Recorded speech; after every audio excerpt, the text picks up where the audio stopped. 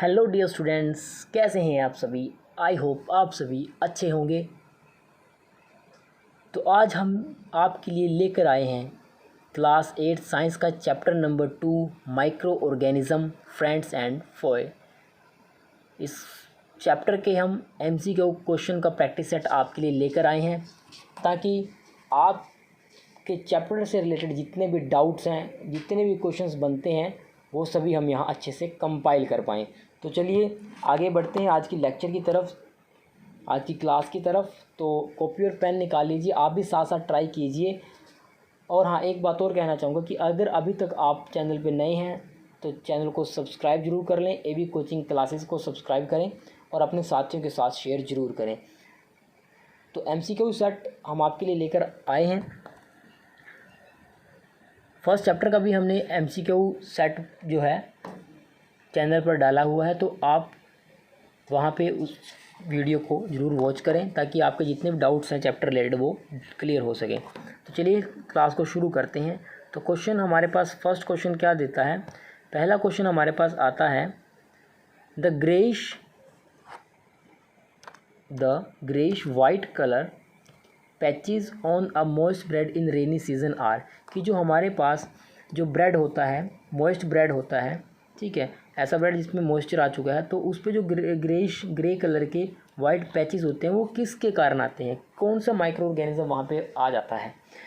Virus, algae, fungi और bacteria. देखिए bacteria के कारण तो नहीं आता, हम पढ़ चुके हैं कि जो ब्रेड्स होते हैं, ब्रेड्स पे क्या आती है, फंगी आती है। तो इसका ऑप्शन बी यहाँ पे करेक्ट हो जाएगा। तो फंगी जो माइक्रो ऑर्गेनिज्म है वो यहाँ पे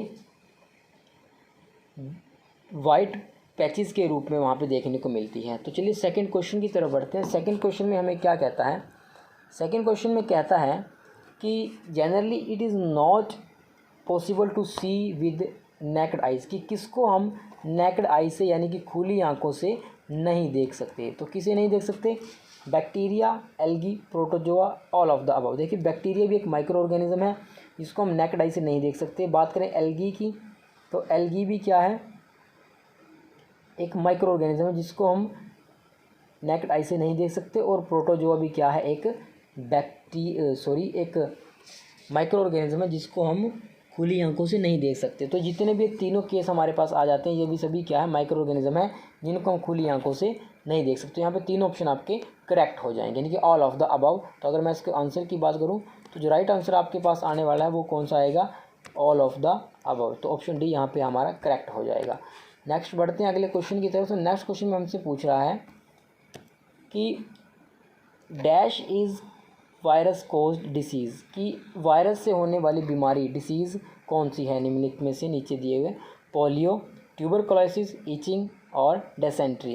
देखिए जो वायरस से आपका होता है, ठीक है, वायरस या वायरल से जो आपका होता है वो ट्यूबरकुलोसिस, टीबी जो होता है वो आपका बैक्टीरिया के कारण होता है। ईचिंग भी किसके कारण होता है, वो आपका बैक्टीरिया के कारण होता है, ठीक है, बैक्टीरिया के कारण होता है। और जो डिसेंट्री है वो भी किसके कारण, आपका बैक्टीरिया के कारण होता है। लेकिन जो पोलियो है वो वायरस के कारण होता है। तो ऑप्शन आपका क्या हो जाएगा, ए ऑप्शन यहाँ पे करेक्ट हो जाएगा।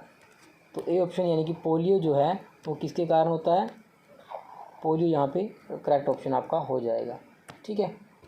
थर्ड क्वेश्चन की आपने कवर कर लिया। अब नेक्स्ट क्वेश्चन, फोर्थ क्वेश्चन में हमसे क्या पूछता है। फोर्थ क्वेश्चन में हमसे पूछ रहा है कि which is bacteria caused disease. ये पिछले क्वेश्चन में हमसे पूछा वायरस कोज, तो यहाँ पे बैक्टीरिया के कारण पूछा, बैक्टीरिया से होने वाला रोग। अभी हमने डिस्कस किया कि जो टीबी है, ट्यूबरकुलोसिस, जो आपका ट्यूबरकुलोसिस है ये भी किसके कारण होता है, आपका बैक्टीरिया के कारण होता है, ठीक है। और जो आपका कोलेरा है, ठीक है, यानी जिसको हम हैज़ा बोल देते हैं, हैज़ा भी किसके कारण होता है, ये भी एक बैक्टीरियल डिसीज़ है। और बात करें अगर टाइफाइड की, तो टाइफाइड भी क्या है, एक बैक्टीरियल डिसीज़ है। तो तीनों ऑप्शन यहाँ पे राइट हैं। तो हम जो ऑप्शन को टिक करेंगे वो क्या होगा, जो हमारा डी ऑप्शन होगा वो क्या होगा, राइट ऑप्शन यहाँ पे होगा, ठीक है। डी ऑप्शन क्या हो जाएगा हमारे पास, right, all of the above यहाँ पे राइट ऑप्शन हो जाएगा। ये जो बैक्टीरिया के कारण जो होते हैं, कोलेरा, टीबी जिसको हम क्या बोल देते हैं, ट्यूबरकुलोसिस बोल देते हैं, ये भी किसके कारण होता है, बैक्टीरिया के कारण होता है। और टाइफाइड भी बैक्टीरिया के कारण ही होता है। आगे बात करते हैं, नेक्स्ट क्वेश्चन में आपके पास आ जाता है चलिए नेक्स्ट क्वेश्चन की तरफ बढ़ते हैं। तो नेक्स्ट क्वेश्चन में हमसे पूछता है विच ऑर्गेनिज्म इज़ यूनिसेलुलर। देखो यूनिसेलुलर हमारे पास दो तरह की सेल ऑर्गेनिज्म होते हैं, दो तरह के वो सेल कंटेन करते हैं। एक होते हैं यूनिसेलुलर और एक होते हैं मल्टी सेलुलर। ठीक है, यूनि का मतलब क्या होता है, वन, यानी कि जो सिंगल सेल से बने हो, जो सिंगल सेल से बने हो, किससे, जो आपके सिंगल सेल कंटेनिंग ऑर्गेनिज्म, वो कौन से, ये आपसे पूछा है। तो पहला ऑप्शन यहाँ पे देता है ये, फर्स्ट ऑप्शन कहता है कि जब पैरासाइट ऑफ मलेरिया, कि जो मलेरिया का पैरासाइट है वो, या एक फंगई, एल्गाई या स्पॉन्ज। तो इनमें से कौन से वाला ऑप्शन आपके लिए अप्रोप्रिएट होगा, कौन से वाला ऑप्शन करेक्ट होगा। तो यहाँ पे जो ऑप्शन ए है, ठीक है, जो ऑप्शन ए है आपके पास पैरासाइट ऑफ मलेरिया, तो जो पैरासाइट ऑफ मलेरिया है ये आपके पास करेक्ट ऑप्शन हो जाएगा, यानी कि ए इसका। जो मलेरिया का पैरासाइट होता है वो कैसा होता है, यूनिसेलुलर स्ट्रक्चर होता है उसका, ठीक है, यूनिसेलुलर होता है, सिंगल सेल से बना होता है, इसलिए यूनिसेलुलर आता है। ठीक है, फिर नेक्स्ट में बात करते हैं। तो नेक्स्ट में आपका क्वेश्चन नंबर 6 है आपकी स्क्रीन पे। तो यहाँ पे आप देख पा रहे हो क्वेश्चन पूछ रहा है bacteria is not use in making, कि किस चीज़ को, जो आपकी नीचे दी हुई ये ऑप्शंस हैं इनमें से किसको बनाने में बैक्टीरिया का यूज़ नहीं होता, किस चीज़ में बैक्टीरिया का यूज़ नहीं होता। ऑप्शन ए कहता है कर्ड, बिल्कुल सही है। कर्ड हम पढ़ते हैं लैक्टोबैसिलस जो आपका बैक्टीरिया होता है वो मिल्क से कर्ड बनाने में हेल्प करता है। डिकम्पोजिशन ऑफ डेड ऑर्गेनिज्म की डिकम्पोजिशन में भी बैक्टीरिया हेल्पफुल है। आगे आता है making pastry and bread, pastry और ब्रेड। तो देखिए जो पेस्ट्री और ब्रेड में हम यूज़ करते हैं वो यीस्ट यूज़ करते हैं। यीस्ट क्या है, एक फंगी है, ठीक है, यीस्ट क्या है, एक फंगी है, वो बैक्टीरिया में की कैटेगरी में नहीं आता, वो फंगी की कैटेगरी में आता है। वहीं अगर बात करें डी ऑप्शन की, तो डी ऑप्शन आपके पास है इंक्रीज फर्टिलिटी ऑफ सोल, ठीक है, ये भी ऑप्शन कि सोल की फर्टिलिटी के लिए भी क्या किया जाता है, बैक्टीरिया का ही यूज़ किया जाता है। लेकिन अगर बात करें मेकिंग आपका डो और ब्रेड्स, तो डो और ब्रेड्स बनाने में, पेस्ट्रीज और ब्रेड बनाने में आपका जो है बैक्टीरिया का यूज़ नहीं होता। यहाँ किसका यूज़ होता है, यहाँ यीस्ट का यूज़ होता है। यीस्ट क्या है, एक फंगी है, ठीक है, उसका यूज़ होता है। नेक्स्ट क्वेश्चन में चलते हैं। तो नेक्स्ट क्वेश्चन में कह रहा है, बहुत ही इंपॉर्टेंट यहाँ से क्वेश्चन उठा रखा है, ये एनसीईआरटी में हर साल ही लगभग पूछा जाने वाला क्वेश्चन है, बहुत ही इंपॉर्टेंट। और यहाँ तक कि आपका सीटेट लेवल के एग्ज़ाम्स में भी ये क्वेश्चंस पूछे जाते हैं। तो बेसिक्स आपका क्लियर होना बहुत ज़रूरी है। तो क्वेश्चन क्या कहता है, चलिए रीड करते हैं। क्वेश्चन कहता है the reason of rising of kneading dough, कि जो नीडिंग डो गूंथा हुआ आपके पास आटा होता है, कैसा, जो आपके पास गूंथा हुआ आटा होता है, गूंथा आटा होता है, ठीक है। वो पूछ रहा है कि जो गूंथा हुआ आटा है वो फूल जाता है, ठीक है, राइज हो जाता है, वो राइजिंग होने का कारण क्या है। तो उसका कारण जानते हैं। तो देखिए मैं आपको एक रिएक्शन बताता हूँ कि जब ग्लूकोज, जो आपके पास डो है, डो में क्या होता है, डो क्या होता है, ग्लूकोज होता है, ठीक है, ग्लूकोज होता है। तो ग्लूकोज की जब रिएक्शन होती है ऑक्सीजन की प्रेजेंस में, तो ये क्या करता है, CO2 गैस लिबरेट करता है, ठीक है, CO2 गैस यहाँ पे लिबरेट करता है। तो प्रोडक्ट में CO2 गैस निकलती है। तो ऑप्शन क्या हो जाएगा आपके पास, ऑक्सीजन इनकरेक्ट, मीथेन भी इनकरेक्ट, और नाइट्रोजन। तो हमारे पास क्या, कार्बन डाइऑक्साइड। तो कौन सी वाली गैस रिलीज होती है, कार्बन डाइऑक्साइड गैस रिलीज होती है, जिसके कारण क्या होता है, जो आपका जो डो है वो फूल जाता है, जो डो है वो राइज हो जाता है, ठीक है, फूला हुआ इस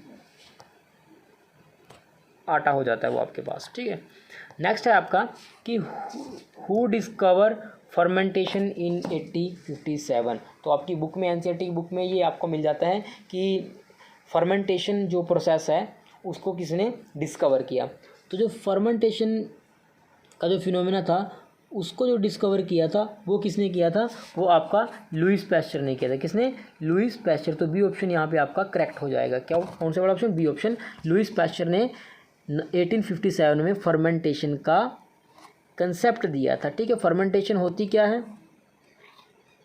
फर्मेंटेशन कहाँ यूज़ होती है, तो फर्मेंटेशन जब हम क्या करते हैं, फ्रूट से क्या बनाते हैं, अल्कोहल बनाते हैं। तो फ्रूट से जब अल्कोहल जब प्रिपेयर की जाती है तो उस टाइम पे जो प्रोसेस होता है उसको फर्मेंटेशन बोला जाता है, ठीक है जी। नेक्स्ट क्वेश्चन नंबर 9 की तरफ बढ़ते हैं। तो क्वेश्चन नंबर 9 भी डिस्कवरी से रिलेटेड है कि the discoverer of penicillin is, penicillin की खोज डिस्कवरी सबसे पहले किसने की। तो मैं आपको बता दूं जो पेनिसिलिन है वो किसके लिए यूज़ की जाती है, वो एज अ एंटीबायोटिक होती है। और एंटीबायोटिक जो सबसे पहले डिस्कवर की थी, उसको डिस्कवर किया था आपका अलेक्जेंडर फ्लेमिंग ने। किसने किया था? अलेक्जेंडर फ्लेमिंग ने जो पेनिसिलिन है उसको डिस्कवर किया था। और ये कौन से वाले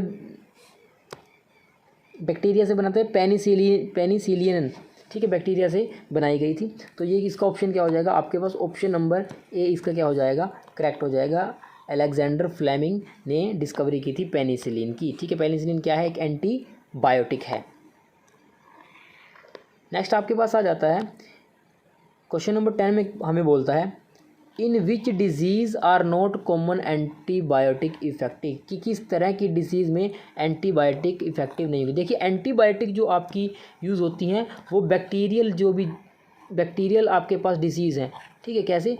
बैक्टीरियल जो डिसीज़ हैं उनमें वो कारगर रहती है, ठीक है। जितने भी बैक्टीरियल डिसीज़ हैं उनमें हेल्पफुल रहती है। तो इनमें से जो बैक्टीरियल नहीं होगा, जो वायरस से होगा, तो उनमें तो एंटीबायोटिक काम नहीं करेगी। तो यानी कि देख लेते हैं, तो जो आपका कॉमन कोल्ड होता है, जो आपका कॉमन कोल्ड होता है, यहाँ पे जो आपका कॉमन कोल्ड है, जो कॉमन कोल्ड है वो भी उसका रीज़न क्या है? कॉमन कोल्ड भी आपका एक वायरस से होने वाला रोग है, ठीक है, वायरस से होने वाला रोग है। वहीं पे अगर पोलियो की बात करें, हम अभी पीछे डिस्कस करके हट चुके हैं, जो वायरस है वो भी क्या है?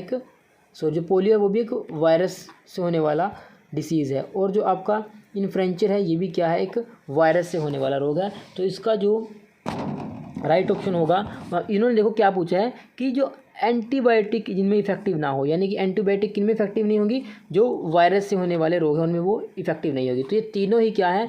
वायरस से होते हैं, तो इनमें एंटीबायोटिक काम नहीं करेगी। तो इसका जो ऑप्शन होगा, ऑप्शन नंबर डी क्या हो जाएगा? इसका करेक्ट ऑप्शन हो जाएगा। ऑप्शन नंबर डी इसका करेक्ट ऑप्शन हो जाएगा। यानी कि ये सभी आपके पास कैसे हैं?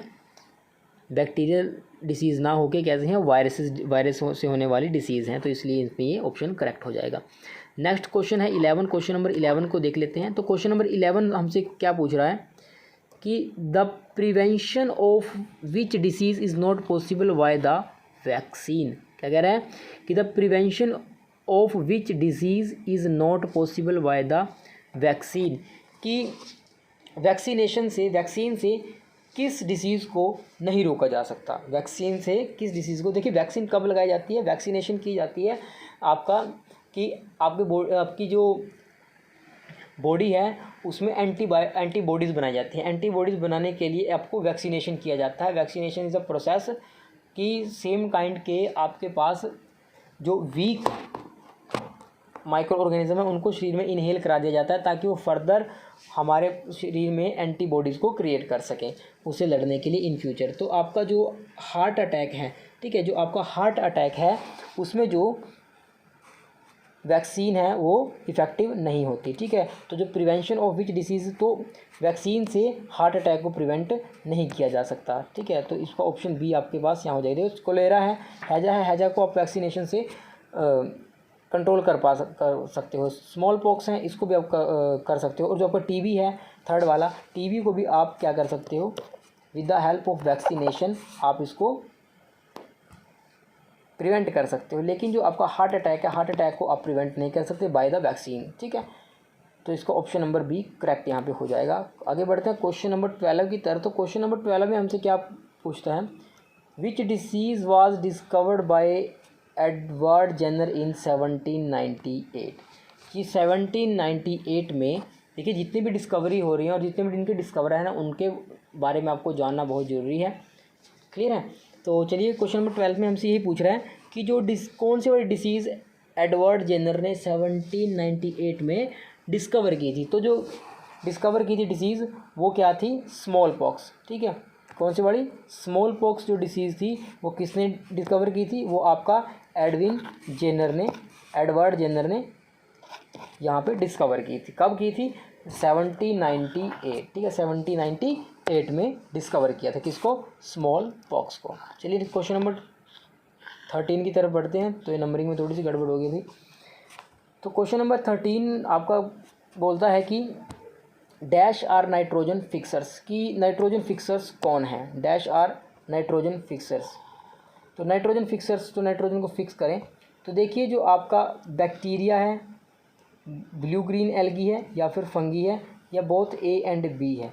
ठीक है। तो जो नाइट्रोजन फिक्सर का काम करते हैं वो कौन करता है, लेग्यूमिनस प्लांट जो होते हैं आपके, ठीक है, वो क्या करते हैं, आपका नाइट्रोजन फिक्सेशन का काम करते हैं। तो यहाँ पे जो आपका बैक्टीरिया है, क्या है, बैक्टीरिया, और जो आपके ब्लू ग्रीन एल्गी हैं, ये दोनों ही क्या करते हैं, ब्लू ग्रीन एल्गी है जो एल्गाई है, ये भी आपको क्या करती है, नाइट्रोजन फिक्सर्स की तरह काम करती है। तो ऑप्शन नंबर डी आपके पास यहाँ पे करेक्ट हो जाएगा। ऑप्शन नंबर डी को हम चूज़ करेंगे। तो ऑप्शन नंबर जो डी है, बोथ ए एंड बी, यानी कि बैक्टीरिया और कौन, बैक्टीरिया और ब्लू ग्रीन एल्गी दोनों ही नाइट्रोजन फिक्सर्स का काम करते हैं आपके पास। क्लियर है यहाँ तक। तो चलिए नेक्स्ट क्वेश्चन की तरफ बढ़ते हैं। नेक्स्ट क्वेश्चन में हमसे क्या पूछता है, तो नेक्स्ट क्वेश्चन में हमसे पूछता है कि dash is not communicable disease, की कम्युनिकेबल डिसीज़ नहीं है। कौन सी नहीं है कम्युनिकेबल डिसीज़, गोइटर, गोइटर देखा ना आपने कि गले में एक वो गला फूल जाता है, घेंगा जिसको बोल देते हैं हम, तो गोइटर, कोलेरा, चिकन पॉक्स या फिर ट्यूबरकुलोसिस। देखिए कम्युनिकेबल डिसीज़ एक्चुअली वो डिसीज़ होती हैं जो यानी कि one person to other person transfer हो बाय द टच से या फिर आपका बाय एयर, ठीक है। अगर ऐसा ट्रांसफ़र होता है तो वो कम्युनिकेबल डिसीज़ होती हैं। तो कम्युनिकेबल डिसीज़ में यानी कि जितनी भी आपके पास बैक्टीरियल इन्फेक्शंस हैं, जितने भी बैक्टीरियल डिसीज़ हैं, वो सभी किस में आपकी आ जाती है, कम्युनिकेबल डिसीज़ के अंदर आ जाती हैं। तो हम अगर यहाँ बात करें तो जो आपका टीबी है वो भी क्या है, एक कम्युनिकेबल डिसीज़ है, ठीक है। जो आपका चिकन पॉक्स है, चिकन पॉक्स भी क्या है, कम्युनिकेबल डिसीज़ है। और कोलेरा है जो आपका, वो भी एक कम्युनिकेबल डिसीज़ है। लेकिन जो गोइटर है आपका, गोइटर जिसको घेंगा बोल देते हैं, जिसको घेंगा रोग बोल देते हैं, वो आपका कम्युनिकेबल डिसीज़ में काउंट नहीं होता। तो आपका जो राइट ऑप्शन होगा यहाँ पे, तो ऑप्शन नंबर ए जो आपका होगा goitre, goitre is the correct option for this. Okay clear है। तो नेक्स्ट क्वेश्चन की तरफ बढ़ते हैं। नेक्स्ट क्वेश्चन में हमसे क्वेश्चन नंबर 14, क्वेश्चन नंबर 14 में चलिए बताइए इसका क्या आंसर होगा। आपसे पूछते हैं, कमेंट करके आप जरूर बताएं आंसर कि क्या आंसर होने वाला है, ए बी सी डी, ठीक है। वीडियो को पॉज करें और पॉज करके कमेंट में आंसर जरूर लिखें, ठीक है। ईमानदारी से आपने आंसर देना है। तो आपसे क्वेश्चन पूछता है यहाँ पे कि which one is disease carrier, ठीक है। कैरियर में थोड़ी सी स्पेलिंग मिस्टेक हो रही है भाई, ठीक है, इसको इग्नोर करना। तो कैरियर यानी कि CARRIER कैरियर, ठीक है। तो इनमें से आपका कौन डिसीज़ कैरियर, देखिए डिसीज़ क्या होती है, बीमारी है ना, कि बीमारी का कैरियर कौन है, बीटल, बटरफ्लाई, हनी बी या हाउस फ्लाई, घरेलू मक्खी, मधुमक्खी या आपकी बटरफ्लाई, ठीक है, या फिर आपका बीटल। तो इनमें से कौन है, देखो बीटल तो होगा नहीं, है ना, बीटल से कोई डिसीज़ नहीं फैलती, डिसीज़ को कैरी नहीं करते। आपने सुना होगा कि जो हैजा हो जाता है, ठीक है, जो आपका हैजा हो जाता है जिसको हम कोलेरा बोलते हैं इंग्लिश में, तो वो किसके कारण होता है, वो होता है आपका कि मक्खी, जो घरेलू मक्खी आपके होती है उसके कारण फैलता है। तो यानी कि जो इसका राइट ऑप्शन होगा वो क्या होगा, हाउस फ्लाई। तो हाउस फ्लाई क्या है, डिसीज़ कैरियर है, जो क्या करते हैं, बीमारी को एक जगह से दूसरी जगह पे लेके जाती है। क्लियर है। नेक्स्ट आपके क्वेश्चन 15 पूछता है कि which is not a disease carrier. देखो अब उल्टा क्वेश्चन पूछ लिया कि कौन डिसीज़ कैरियर नहीं है। हमने पिछले क्वेश्चन में बात की, मैं आपको दिखा देता हूँ पिछले क्वेश्चन और इसको थोड़ा कंबाइन करके देखते हैं क्या। तो देखो पिछले क्वेश्चन में आपसे पूछा डिसीज़ कैरियर के बारे में, इससे यहाँ पूछा नॉट अ डिसीज़ कैरियर। देखो हाउस फ्लाई तो क्या है, डिसीज़ कैरियर है। फीमेल एनाफ्लीज, ठीक है, एनाफ्लीज जो फीमेल एनाफ्लीज होती है वो भी क्या है, वो भी क्या करती है, वायरस को कैरी करती है, यानी कि वो भी क्या है, डिसीज़ कैरियर है। और यहाँ पे मॉस्किटो जो मच्छर हैं, मच्छर भी क्या करते हैं, मच्छर जो आपके हैं वो क्या करते हैं, बीमारी को एक जगह से दूसरी जगह ले जाते हैं। लेकिन यहाँ पे जो आपका कॉकरोच है, तो कॉकरोच डिसीज़ कैरियर नहीं है। तो आपका जो सी ऑप्शन होगा वो यहाँ पे करेक्ट ऑप्शन हो जाएगा, यानी कि जो कॉकरोच है वो डिसीज़ कैरियर नहीं होता आपके पास। क्लियर है। हाउस फ्लाई, फीमेल एनाफ्लीज और मॉस्किटो, ये तीन ऑप्शन यहाँ पे आपके डिसीज़ कैरियर के आएंगे। और नोट पूछा है तो नोट में हम कॉकरोच यहाँ पे राइट ऑप्शन क्लिक करेंगे, ठीक है। तो ऑप्शन सी यहाँ पे क्या हो जाएगा, करेक्ट हो जाएगा आपका। नेक्स्ट क्वेश्चन आपके पास क्वेश्चन नंबर 16 फिर ये आ गया। सो हु डिस्कवर बैक्टीरिया, ठीक है, किसने बैक्टीरिया की डिस्कवरी की, जिसको हम क्या कहते हैं, बैचलर्स एंथ्रेक्सिस, ठीक है। बैचलर एंथ्रेक्सिस जिस बैक्टीरिया को बोलते हैं उसकी डिस्कवरी किसने की, ठीक है। जो थोड़ा सा मिस्टेक हो रहा है यहाँ पे, बैसिलस आएगा, ठीक है। तो यहाँ पे क्या आएगा आपका बैसिलस। ठीक है। तो ये क्या हो जाएगा आपके पास, बैसिलस।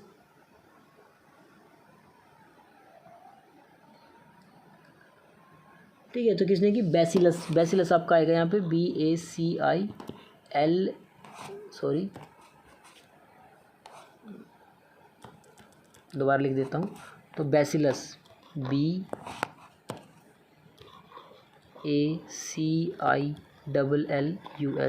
ठीक है, बैसिलस। लैक्टोबैसिलस पढ़ा है ना हमने कि मिल्क से हम कर्ड बनाते हैं, तो लैक्टोबैसिलस बैक्टीरिया है, उसकी हेल्प से कर्ड की फॉर्मेशन होती है। तो उसकी डिस्कवरी किसने की, देखिए, तो उसकी डिस्कवरी बैक्टीरिया की किसने की, तो जो रॉबर्ट कोच थे आपके, कौन, रॉबर्ट कोच, उसने किसकी डिस्कवरी की, बैसिलस एंथ्रेसिस जो आपका बैक्टीरिया है उसकी उसने डिस्कवरी की। ठीक है, तो ये क्वेश्चन आप ध्यान से करते रहें, और अगर क्वेश्चन सीरीज़ आपको अच्छे से समझ में आ रही है तो आप कमेंट करके ज़रूर बताएं, और चैनल को अपने दोस्तों के साथ शेयर करते रहें, सेशन को शेयर करते रहें, ताकि ज़्यादा से ज़्यादा स्टूडेंट्स हमारे साथ जुड़ सकें और ज़्यादा से ज़्यादा नॉलेज को गेन कर सकें। देखिए, आप ये प्रैक्टिस सेट ज़रूर प्रैक्टिस किया करें, वीडियो को पॉज करके प्रैक्टिस किया करें, ताकि आपका कंसेप्ट अच्छे से क्लियर हो पाए। और अगर आपने अभी तक माइक्रो ऑर्गेनिज्म का कंप्लीट वीडियो ट्यूटोरियल नहीं देखा है तो आप सर्च कर सकते हैं यूट्यूब पे micro organism by AB coaching classes, तो आपको 4 पार्ट की एक प्लेलिस्ट मिलेगी, वहाँ से आप कंप्लीट लेसन को रिवाइज कर सकते हैं। ठीक है, एक शॉर्ट नोट्स हमने बना रखे हैं, वहाँ से आप कंप्लीट लेक्चर को देख सकते हैं।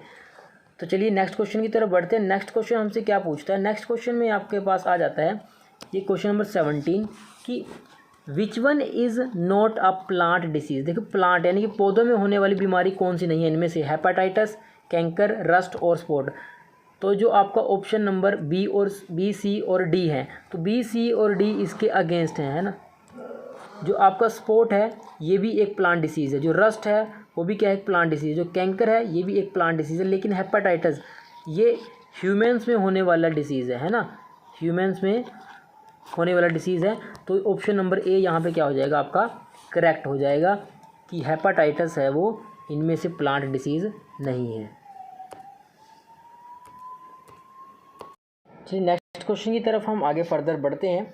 तो क्वेश्चन नंबर 18 हमसे क्या पूछता है, तो क्वेश्चन नंबर 18 में हमसे पूछते हैं कि which substance is preservative, which substance is preservative.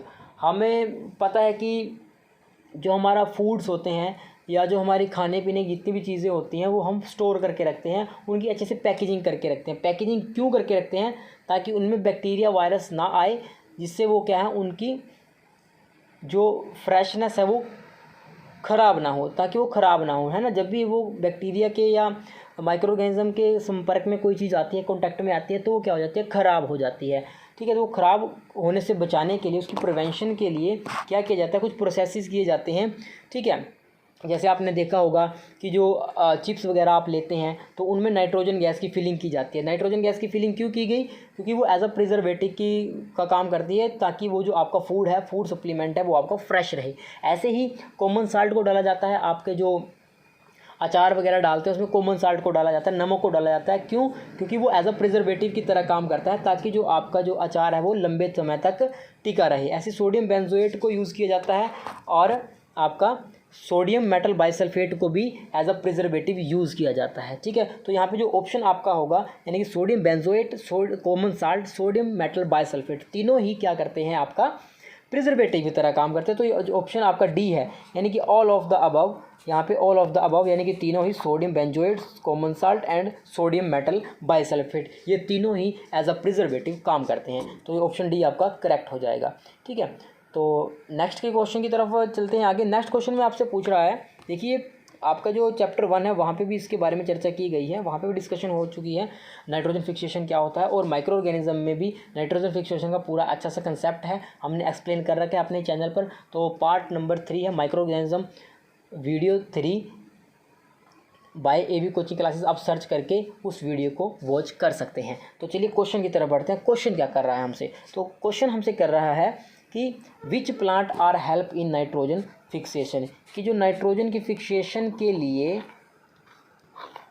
किन प्लांट्स का यूज़ किया जाता है।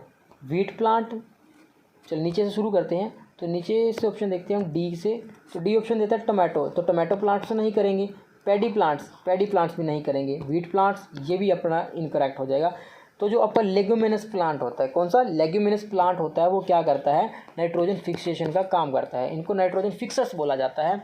ये क्या करते हैं, रूट्स में, प्लांट्स की रूट्स में होते हैं लेग्यूमिनस बैक्टीरिया। तो ये क्या राइजोबियम नाम का आपका जो बैक्टीरिया होता है वो क्या करता है, लेग्यूमिनस प्लांट में होता है, जो क्या करता है, नाइट्रोजन फिक्सेशन का काम करता है। तो लेग्यूमिनस प्लांट इसका ऑप्शन है। अगर बैक्टीरिया पूछा जाए तो वो कौन सा था, राइजोबियम बैक्टीरिया। ठीक है, नेक्स्ट क्वेश्चन की तरफ बढ़ते हैं, क्वेश्चन नंबर 20। देखो क्वेश्चन नंबर 20 भी मोस्ट इंपॉर्टेंट है, एनसीईआरटी से क्वेश्चन आपके लिए गए हैं ये सारे। ठीक है, पूरी बुक को अच्छी तरह से फिल्टर करके फिर आपके ये क्वेश्चन तैयार किए गए हैं। तो आप सेशन को लाइक करते रहें ताकि हमें भी मोटिवेशन मिलता रहे। तो चलिए क्वेश्चन की तरफ बढ़ते हैं। क्वेश्चन नंबर 20 क्या बोलता है हमसे कि yeast is use in the production of, yeast किसकी प्रोडक्शन में यूज़ होता है। ये क्वेश्चन हम पहले कर चुके हैं, है ना, मैंने आपको बताया था कि यीस्ट यूज़ किया जाता है, और यीस्ट क्या है, एज अ ब्रेड वगैरह में यूज़ किया जाता है इसको, है ना। तो पूछ रहा है कि yeast is use in the production, किस चीज़ की प्रोडक्शन के लिए, किसके प्रोडक्शन के लिए यीस्ट का, खमीर का यूज़ किया जाता है। तो बेसिकली जो यीस्ट का यूज़ हम करते हैं वो किसके लिए करते हैं, तो जो यीस्ट का आप यूज़ करोगे, तो यीस्ट का यूज़ फर्मेंटेशन के लिए किया जाता है ना, फर्मेंटेशन प्रोसेस में यीस्ट का यूज़ किया जाता है। तो मैंने आपको बताया भी था कि जब फ्रूट से हमें अल्कोहल की फॉर्मेशन करनी है तो हम यीस्ट का यूज़ करते हैं, खमीर का यूज़ करते हैं। तो ऑप्शन नंबर ए यहाँ पे आपका करेक्ट हो जाएगा, अल्कोहल की फॉर्मेशन के लिए यीस्ट का यूज़ किया जाता है। क्लियर है। तो नेक्स्ट क्वेश्चन की तरफ बढ़ते हैं, क्वेश्चन नंबर 21। क्वेश्चन नंबर 21 हमसे क्या करते हैं, क्वेश्चन नंबर 21 में हमसे पूछता है the carrier of malaria causing protozoa is, malaria causing protozoa जो होता है वो किसके कारण फैलता है, कौन उसको कैरी करता है, कौन मलेरिया कोजिंग प्रोटोजोआ को कैरी करता है। तो जो इसको फैलाने का काम करता है वो कौन करता है, आपको भली भांति पता होगा। देखो ये तीन ऑप्शन जो है आपके नीचे से, ऑप्शन नंबर बी और ऑप्शन नंबर डी, कौन सा, ऑप्शन नंबर बी और ऑप्शन नंबर डी को हम एलिमिनेट कर दें तो ऑप्शन हमारे पास बचते हैं हम ए और सी। देखिए जो हाउस फ्लाई होती है वो क्या करती है, वो मलेरिया को कोज नहीं करती, ठीक है, वो प्रोटोजोआ को नहीं कैरी करती। जो यहाँ पे आपका मादा एनाफिलीज मॉस्किटो होता है वो रिस्पॉन्सिबल होता है आपके मलेरिया डिसीज़ के लिए, ठीक है। तो फीमेल एनाफिलीज मॉस्किटो यहाँ पे ऑप्शन करेक्ट हो जाएगा। नेक्स्ट है क्वेश्चन नंबर 22 कि जो ब्रेड और idli dough rises because of, अब फिर से वही क्वेश्चन रिपीट हो रहा है कि जो इडली या जो ब्रेड आप बनाते हैं उसका जो डो होता है वो फूल जाता है, ठीक है, वो किसके कारण फूलता है, क्या होता है एक्चुअली वहाँ पे, क्या वहाँ पे हीटिंग होती है, क्या वहाँ पे हीटिंग होती है, जी नहीं, बिल्कुल हीटिंग नहीं होती। क्या वहाँ पे ग्राइंडिंग की जाती है, नहीं, ग्राइंडिंग नहीं की जाती। क्या सेल्फ नीडिंग, क्या अपने आप से आटा ऊपर फूल जाता है, नहीं, बिल्कुल भी नहीं। तो इसका ऑप्शन क्या होगा, ऑप्शन नंबर सी, यानी कि ग्रोथ ऑफ यीस्ट, यीस्ट की ग्रोथ के कारण क्या होता है वहाँ पे जो आपकी इडली और ब्रेड का डो है वो फूल जाता है, ठीक है, किसके कारण, ग्रोथ ऑफ यीस्ट के कारण, ठीक है। यीस्ट की ऑप्शन नंबर सी आपका क्या हो जाएगा, बिल्कुल करेक्ट ऑप्शन हो जाएगा, ठीक है, ऑप्शन नंबर सी यहाँ पे आपका करेक्ट ऑप्शन हो जाएगा कि ग्रोथ ऑफ यीस्ट के कारण। नेक्स्ट क्वेश्चन की तरफ बढ़ते हैं। नेक्स्ट क्वेश्चन में हमसे क्या पूछता है कि the process of conversion of sugar into alcohol, देखो फिर से वही रिपीट प्रोसेस कि the process of conversion of sugar into alcohol, ठीक है, शुगर का, देखो जो आपके पास फ्रूट्स होते हैं, फ्रूट्स में बेसिकली क्या होता है, शुगर होता है, तो उस शुगर को by the process of fermentation किस में कन्वर्ट किया जाता है, अल्कोहल में कन्वर्ट किया जाता है, ठीक है। तो उस प्रोसेस को मैंने बता ही दिया कि उस प्रोसेस को बोलते हैं फर्मेंटेशन, फर्मेंटेशन उसको बोला जाता है। तो आपका ऑप्शन क्या हो जाएगा, ऑप्शन सी यहाँ पे करेक्ट हो जाएगा, फर्मेंटेशन प्रोसेस। तो यानी कि उस प्रोसेस को क्या बोला जाता है, फर्मेंटेशन बोला जाता है। क्या कि शुगर को अल्कोहल में कन्वर्ट करना क्या कहलाता है, फर्मेंटेशन कहलाता है, ठीक है। नेक्स्ट है आपके पास लास्ट क्वेश्चन है कि the most common carrier of communicable disease is, most common carrier, कि सबसे कॉमन कैरियर कौन है कम्युनिकेबल डिसीज़ के लिए, ठीक है। कम्युनिकेशन केबल डिसीज़ तो आपको समझ में आ गया ना क्या होता है। तो उसके लिए सबसे पहले स्पाइडर बिल्कुल नहीं होगा, ड्रैगन फ्लाई बिल्कुल नहीं होगा, बटरफ्लाई बिल्कुल नहीं होगा। तो लास्ट ऑप्शन क्या बचता है आपस का, हाउस फ्लाई। तो जो हाउस फ्लाई होती है, घरेलू मक्खी जिसको हम बोलते हैं, घरेलू मक्खी, तो ये क्या करती है, ये कम्युनिकेशन डिसीज़ को कैरियर की तरह काम करती है। ठीक है। तो आई होप सेशन आपको क्लियर हो गया होगा। तो जितने भी आपके डाउट हैं आप कमेंट सेक्शन में ज़रूर लिख के भेजें। मिलते हैं नेक्स्ट वीडियो में, तब तक के लिए पढ़ाई करते रहें। All the best, thank you.